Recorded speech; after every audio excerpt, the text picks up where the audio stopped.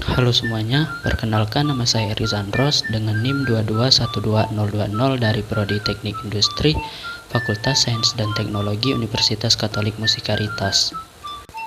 Pada kesempatan kali ini saya akan membahas mengenai konsep dasar pengendalian kualitas statistik, yang dimana itu ada probabilitas, distribusi frekuensi, rata-rata dan standar deviasi, peta kontrol, variabel dan atribut, perencanaan sampling tunggal untuk atribut, dan grafik karakteristik operasi. Pengendalian kualitas statistik. Pengendalian kualitas statistik merupakan ilmu yang mempelajari tentang teknik atau metode pengendalian kualitas berdasarkan prinsip atau konsep statistik.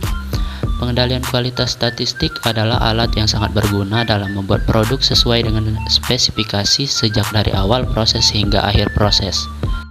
Selanjutnya, probabilitas. Probabilitas adalah kemungkinan terjadinya suatu peristiwa atau hasil dari sejumlah peristiwa atau hasil yang diharapkan terjadi. Alam teori dipercaya menghitung kemungkinan permulaan gejala yang diharapkan dari variabel populasinya.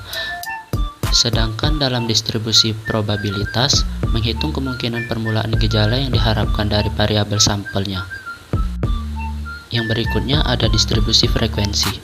Distribusi frekuensi adalah sebuah daftar, tabel, atau diagram yang menunjukkan frekuensi berbagai kejadian dalam suatu sampel. Suatu tabulasi atau cacah yang menyatakan banyaknya suatu ciri kualitas muncul dalam sampel yang diamati. Untuk melihat kualitas sampel dapat digunakan 3 cara, yaitu yang pertama kualitas rata-rata, yang kedua penyebaran kualitas, dan yang ketiga perbandingan kualitas dengan spesifikasi yang diinginkan. Rata-rata dan standar deviasi. Control chart standar deviasi digunakan untuk mengukur tingkat keakurasian suatu proses. Jika control chart standar deviasi digunakan bersama dengan peta kendali rata-rata dan range, maka kasus dapat diselesaikan dengan control chart rata-rata dan standar deviasi. Langkah-langkah pembuatan control chart dan S adalah sebagai berikut. Yang pertama, hitung nilai rata-rata dari setiap subgrup. Yang kedua, hitung nilai rata-rata dari seluruh, yaitu merupakan garis tengah center dari peta kendali. Yang ketiga, hitung simpangan baku dari setiap subgrup. Yang keempat, hitung nilai rata-rata dari seluruh. Yang kelima, hitung batas kendali dari peta kendali.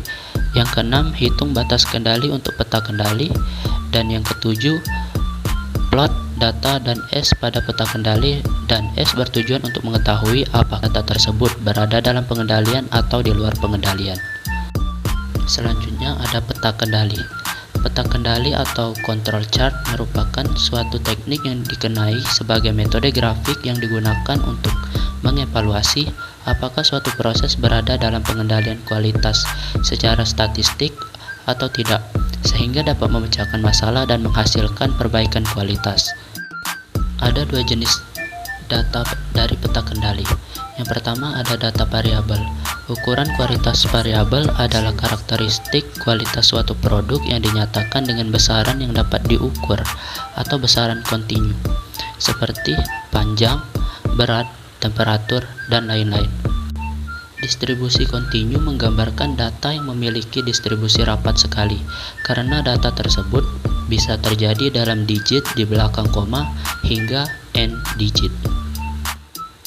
Yang kedua, data atribut. Ukuran kualitas atribut adalah karakteristik kualitas suatu produk yang dinyatakan dengan apakah produk tersebut memenuhi kondisi atau persyaratan tertentu. Bersifat dikotomi, jadi hanya ada 2 kemungkinan, baik dan buruk, seperti produk cacat atau produk baik, dan lain-lain. Dan yang terakhir ada perencanaan sampling tunggal untuk atribut. Terdapat prosedur analitik untuk menentukan 2 titik perencanaan pengambilan sampel tunggal untuk nilai yang ditentukan dari P1 sama dengan producer quality level atau PQL, P2 sama dengan consumer quality level atau CQL, A sama dengan producer risk atau PR, B sama dengan consumer risk atau CR. Empat nilai tersebut dapat digunakan untuk menentukan perencanaan pengambilan sampel tunggal.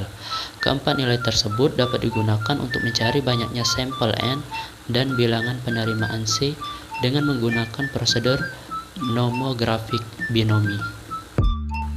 Berikut merupakan contoh gambar grafik karakteristik operasi. Baik, mungkin itu saja sedikit penjelasan dari saya. Mohon maaf apabila ada salah kata. Saya akhiri. Terima kasih.